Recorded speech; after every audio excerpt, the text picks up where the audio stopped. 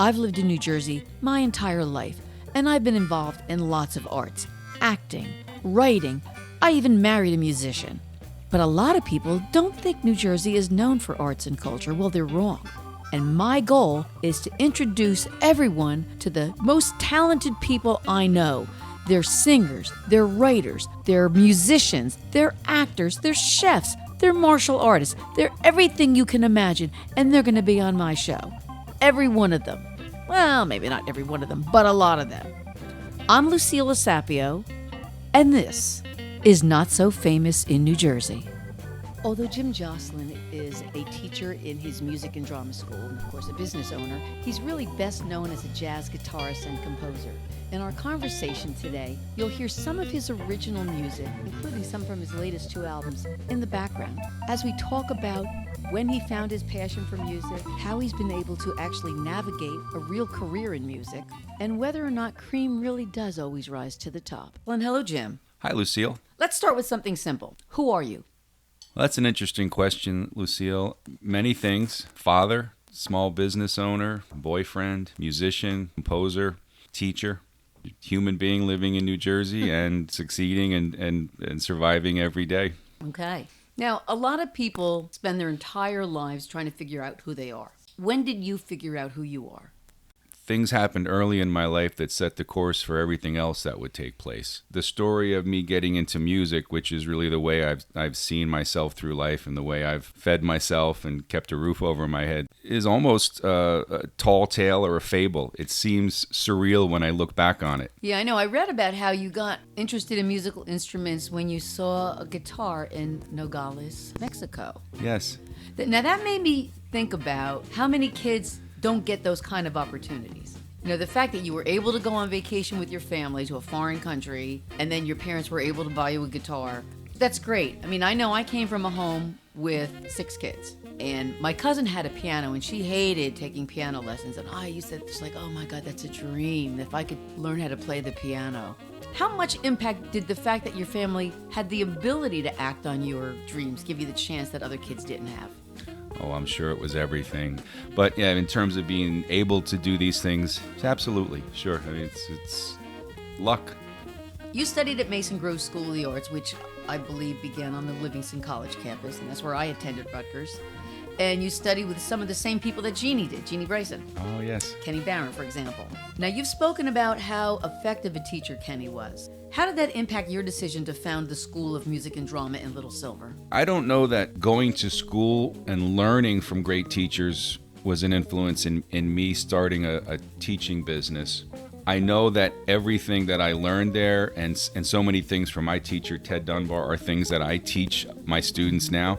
I find myself saying things that Ted said to me, to them. So it's been probably more of an influence in how I teach than my decision to teach. Mm-hmm. I started teaching when I was 19, years before I'd even gone to Mason Grove School of the Arts. A neighborhood friend asked me to help him get better at guitar. I started doing it. He gave me some money, and it was a very casual thing, and that was kind of my introduction to it. And right away, I enjoyed that. I enjoyed sharing it with him and seeing how jazzed he got by the information, and he realizing he would get better when he did the things I gave him. I enjoyed teaching right away.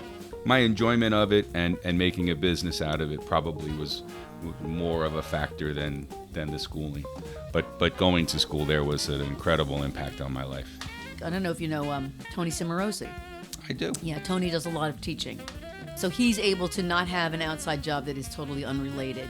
Well, I'm teaching a course at Brookdale now, the Intro to Music Business, and it's my second year teaching this class. And a big part of what I share with the students is the things that musicians do to make money. There is the top tier of writing, recording, and performing and touring, the top however many 2% that make it to that level, and then everybody else. I've written books, I've had music of mine on television, I'm teaching at college, I teach private students, I perform professionally. All goes to the same thing. It's part of the career. I just interviewed someone recently, a filmmaker, Doug Bollinger. He was sharing there are like 3 different ways that you can be an artist. You can do it as a hobby, you can do it part-time and do something else, like teaching or something else to supplement it, or you can just do it full-time. You have to make that decision at some point. What is it going to be? there was a crossroads for me in all of it. I believe it was my junior year at Rutgers. I got a scholarship to a program at the Manhattan School of Music, a summer program for 2 weeks. I lived in a dorm at the Manhattan School of Music for 2 weeks. To make it in jazz especially, it I think requires living in New York City. I knew I couldn't live in the city. Just couldn't do that. I'm a small town guy, so it wasn't an option. Well, you mentioned my middle class upbringing before. I've gotten used to eating 3 times a day and living inside. Exactly. So So my husband, Gary Dates, I don't know if you know him, he's a musician. I do. The other night we were listening to a band and their original music, and we both agreed their lyrics were kind of lame. On the spot, I was making up new lyrics. And we both agreed my lyrics were better. I really think I could do well as a lyricist, but you have to have somebody to compose the music. So how does one go about finding someone to collaborate with? Well, collaboration can come in a lot of forms. I think oftentimes the best time to find that is to just being on the scene, being out and going, hearing other people play, getting their cards, getting their information. Of course, now we have Facebook. I've written many songs with words as well, and I do find that to be the most difficult kind of thing to write.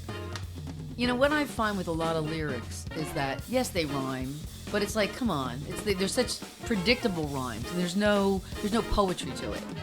Well, I agree, and when I listen to the old standards from the American Songbook, some of them are trite and some of them are forgettable, but then some of them are masterpieces as well. Yeah. I think the time in our country where popular music was the most relevant and the most interesting was the mid to late 60s, Yeah. early 70s, the Beatles, the Doors. This music is still relevant, still means something to me, and the words are fantastic. And that's my generation. Back then, an entire album you listened to. You know, now it's like there's one cut that everybody loves. I have a theory, the Beatles, the Doors, Hendrix, Led Zeppelin, these kind of groups, when you read interviews from them, you find out that their influences are the blues, jazz, classical music, and it's reflected in what they play. I think that has gotten watered down, and there's less and less and less of that. When you talk to people in their 20s now, they have no idea in large extent to any of that. They don't know about it. So what do you think differentiates jazz aficionados from other music lovers? In America, we have an interest in entertainment, and I don't necessarily think that's the same thing as an interest in music. Most popular music and most popular artists that I see today, when you do see reports about them, it's about their clothes or their scandals or their affairs or what they wear or what they eat, where they go. It's very often not anything about the music at all. There's a 18 or 19-year-old kid practicing at Juilliard right now or in their mother's basement. That's music. So your music, according to the critics, is traditional jazz blues. But you also have a group that plays Latin jazz funk. Why not a straight jazz combo? We do play all those styles. We play some Latin jazz, some straight ahead jazz, some blues, some funky things. So I found it's good for promotional purposes to mention as many of them as possible, because one of them might be enough to get you the gig. I often hear the joke about straight ahead jazz. You may have too. It's sometimes very long solos. It's similar to, let's say, masturbation. So how do you respond to that kind of observation? Oftentimes the solos can be a bit long. I would concur with that. And certain players have more to say. You know, when John Coltrane took many choruses, it didn't ever feel like he was playing too long. Mm-hmm. There are some people, when you hear them go for that third or fourth or fifth chorus, they don't have anything new to say. Yeah, I like to tease Tony Cimarosi about bass solos. That's when people go to the bathroom or go up to the bar and get a drink. I'm going to leave that in just for Tony. You know, most people feel they really know a lot about me, but I'm sure there are things about me that a lot of people, even my closest friends, don't know. What is something about you that people don't know or would be surprised to hear? I think most people that know me wouldn't know that I can be a little volatile. Something I worked on as I've gotten older. I can be a bit of a hothead at times, especially when I'm watching the Jets. So people don't usually talk about morality when it comes to music, but many musicians now speak out on issues that they feel need to be exposed. So what was the most morally difficult decision that you've ever had to make? I do think that many artists now are speaking out about causes they believe in. And I think overall that's a good thing. I think it's good if people speak their mind and they have a belief in something. I think that sometimes perhaps it's not always sincere, and perhaps it's something they're doing more for a business, that maybe they were told from a marketing person to, this is how you feel about this or that, perhaps. It is good to speak out about things. And if you can use your art as a platform to influence the world for the better, I think especially in these times. Yeah, I know that Springsteen has done that. I mean, I'm not a big Springsteen fan, but I like his moral stances, so. Amen. Gary and I sort of have the opposite approach to dealing with aging.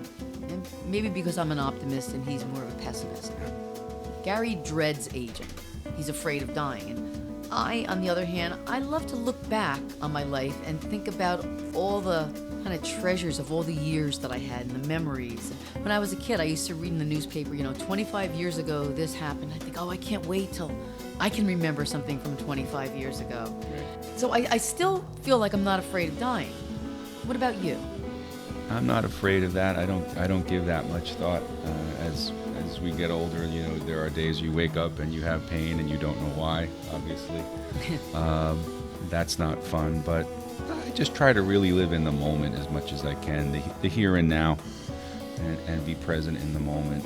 I find when I do that, I'm more successful. I enjoy myself more. I have more fun. So I try not to look too far ahead or too far back. Of course, I've been asking you all these really kind of deep questions, but let's talk about your music. What's your favorite composition that you've created? Well, if I had to pick one, I wrote a suite, a Brazilian suite many years ago, and the second section of that is a classical guitar piece that I've recorded. It's probably the most complex piece I have. I would say that one is my favorite composition. It's not a jazz piece at all. It's a fully composed classical guitar thing. When I wrote it, I sort of had an idea of the harmony, and it was one of those instances where I was writing it and I was just trying to keep up with the pen. It felt like the idea was just... Like automatic writing? It felt like it was writing itself. Yeah. That happens, but it's not often. And in this piece, I think it really worked out well. What's the name of that song? Brazilian Suite Part 2. Let's listen to a little bit of that now.